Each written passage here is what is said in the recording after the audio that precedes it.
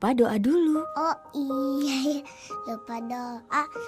Ih, kok nggak ada? Bismillahirrahmanirrahim. Mana ada di sini kok? Di sini kali. Gak ada. Di sini pasti. Kok nggak ada? Di sini pasti ada.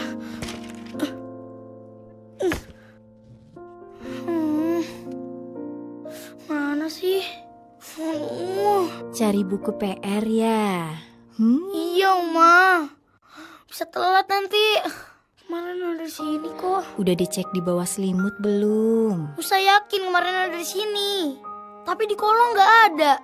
Di meja belajar juga nggak ada. Di tas juga nggak ada. Tuh nggak ada. Tuh kan, Nusa itu nggak sabaran sih. Uma tuh kayak peta, penunjuk arah. Nyari sesuatu. Uma hafal semua letak barang-barang di rumah ini loh. Tapi kalau udah nasehatin kita, Ngerjain PR. ngomongnya panjang banget. Kalau kata Rara, Uma itu cerewet. Bisa berangkat dulu ya, Uma. Rara juga, Uma. Assalamualaikum. Assalamualaikum. Waalaikumsalam. Udah, Uma. Uma itu sigap banget. Uma gak akan ngebiarin kita pergi tanpa perlengkapan sekolah yang lengkap. Apalagi ketinggalan bekal makanan. Wah, udah pasti disusulin sama Uma. Beres. Tinggal di dalam. Kalau kita udah berangkat sekolah, Uma bilang itu saat me time-nya Uma. Me time apaan sih? Katanya sih, waktu yang paling Uma tunggu-tunggu. Waktu yang spesial buat Uma. Gitu ya? Sekarang tinggal masak buat makan siang nanti. Pokoknya, Uma itu hebat. Buat Nusa dan Rara, Uma itu kayak superhero. Astagfirullah. Aduh, kenapa ini ya? Punya kekuatan super.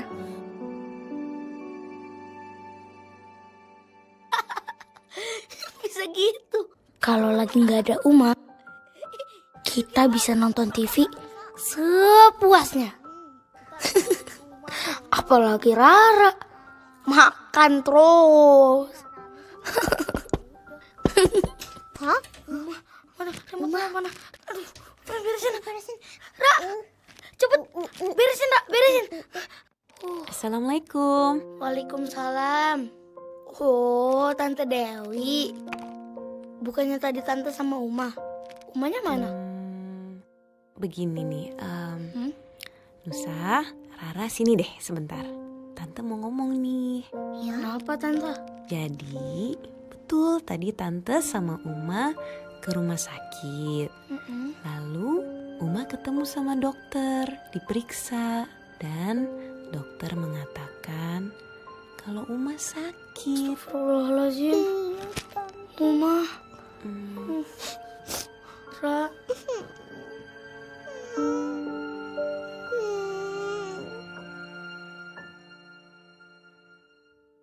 Uma itu kayak alarm. Iya. Astagfirullah. Orang pertama yang selalu berdering untuk ngebangunin kita biar nggak telat.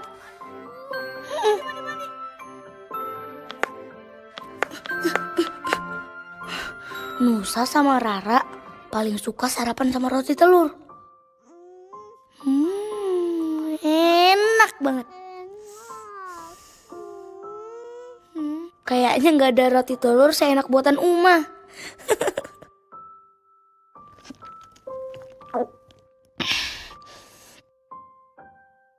Gak ada PR yang sulit kalau Uma yang bantuin belajarnya.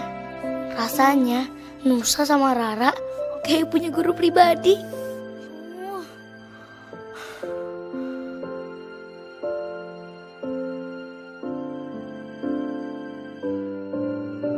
Ini kan kemarin udah dibenerin. Duh, ini gimana sih? Kenapa masih salah ya? Tante Dewi, ini ada soal susah banget.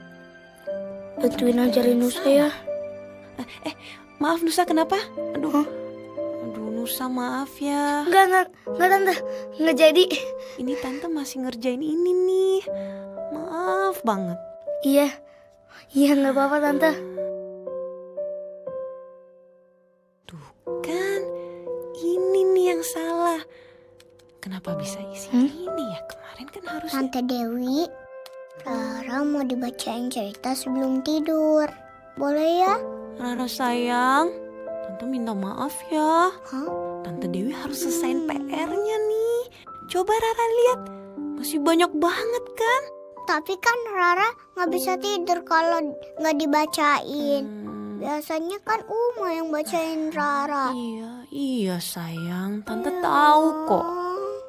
Gini deh, gimana kalau besok nih Tante Dewi janji bakal bacain dongeng buat Rara. Perempuan paling sabar menurut Nusa ya Uma. Apalagi kalau udah ngadepin rengekannya Rara. Masya Allah, Uma sabar banget.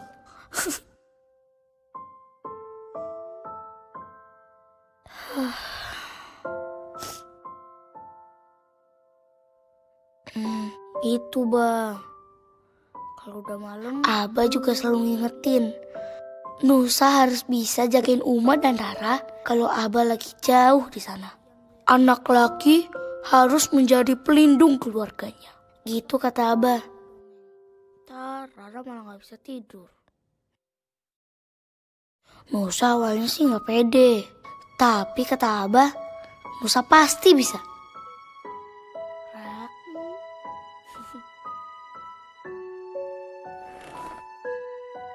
Nah, ini ceritanya.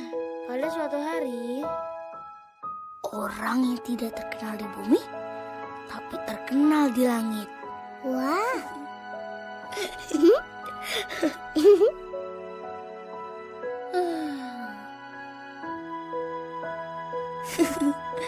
Tamat deh. Gimana? Ya, udah tidur. Alhamdulillah. Akhirnya Nusa berhasil bacain dongeng untuk Rara sebelum tidur.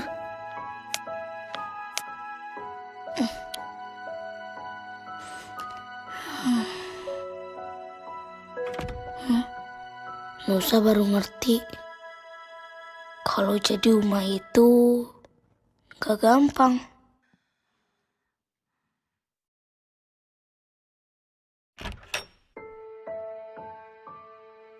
Kebayang, Uma pasti capek banget. Uma selalu ada 24 jam buat Nusa, buat Rara, buat Abah. Sedikit pun Uma gak pernah ngeluh.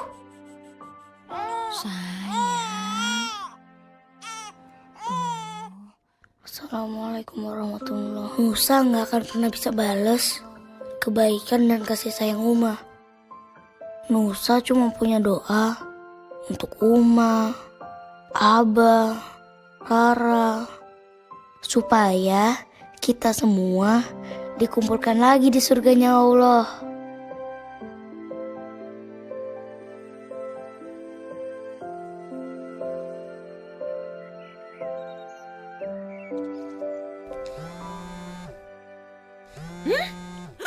Astagfirullah, kesiangan ini, kesiangan. Aduh.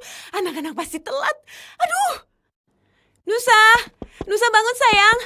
Aduh, ini pasti belum bangun kan. Aduh, Hah? Loh, ini kok gak ada? Aduh.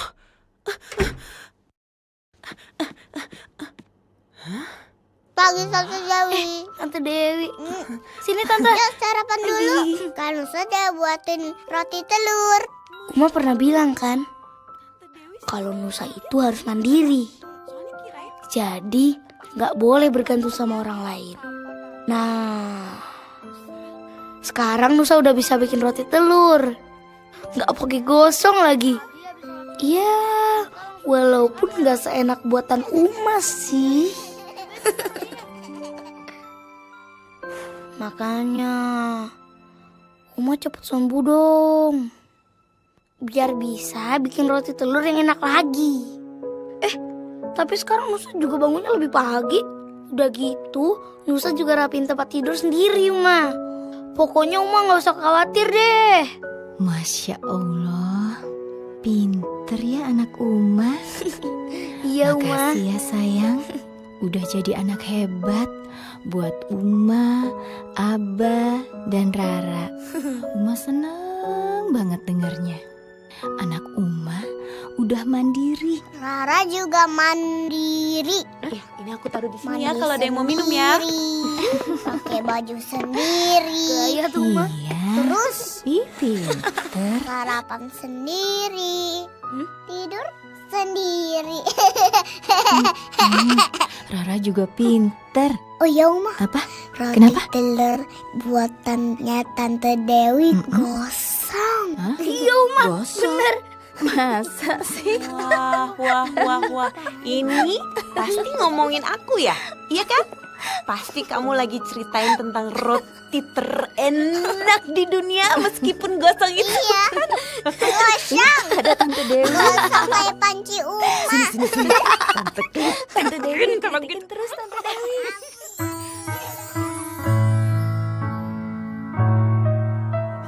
Orang yang paling berjasa bagi kita, yang telah mengandung kita, yang telah melahirkan kita, dan yang telah membesarkan kita, yang telah mendidik kita dari kecil sampai sekarang. Ayo siapa?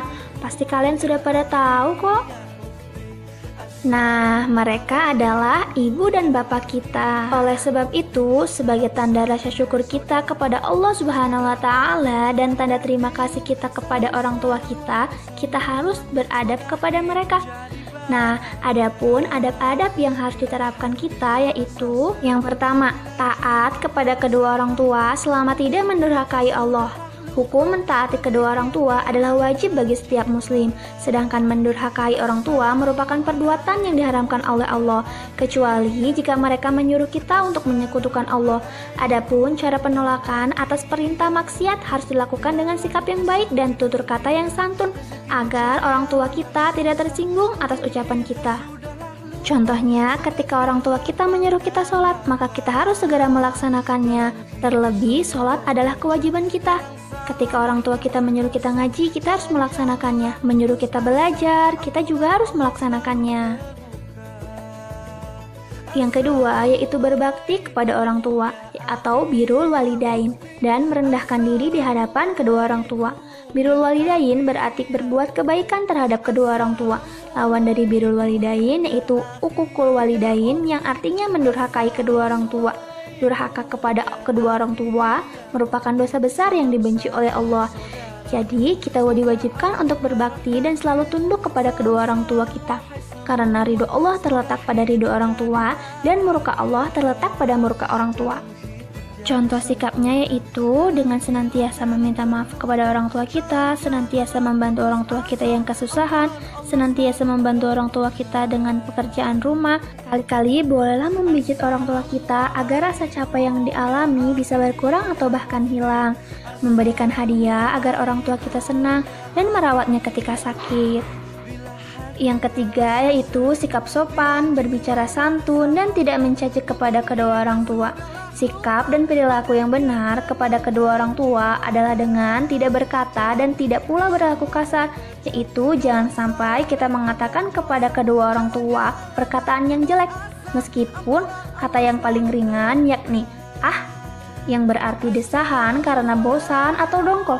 Begitu pula kita tidak boleh melakukan perbuatan jelek kepada kedua orang tua, sekalipun perbuatan yang paling ringan seperti mengibaskan tangan dan lain sebagainya. Contoh sikapnya yaitu ketika kita berbicara kepada orang tua, hendaklah kita berbicara dengan sopan dan santun, juga tidak melebihi suara orang tua kita, tidak teriak-teriak, apalagi sampai membuat orang tua kita menangis karena perbuatan dan perkataan kita. Yang keempat yaitu berdoa demi kebaikan dan kebahagiaan kedua orang tua. Jasa besar kedua orang tua kepada anak tentunya tidak dapat diukur dengan materi.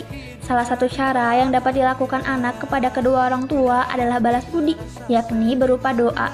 Bahkan, salah satu cara berbakti kepada orang tua yang telah wafat yakni dengan mendoakannya. Ayo kita sama-sama mendoakan kedua orang tua kita. Bismillahirrahmanirrahim. Allahumma ghfirli wali walidayya warhamhuma kama rabbayani shaghira. Amin.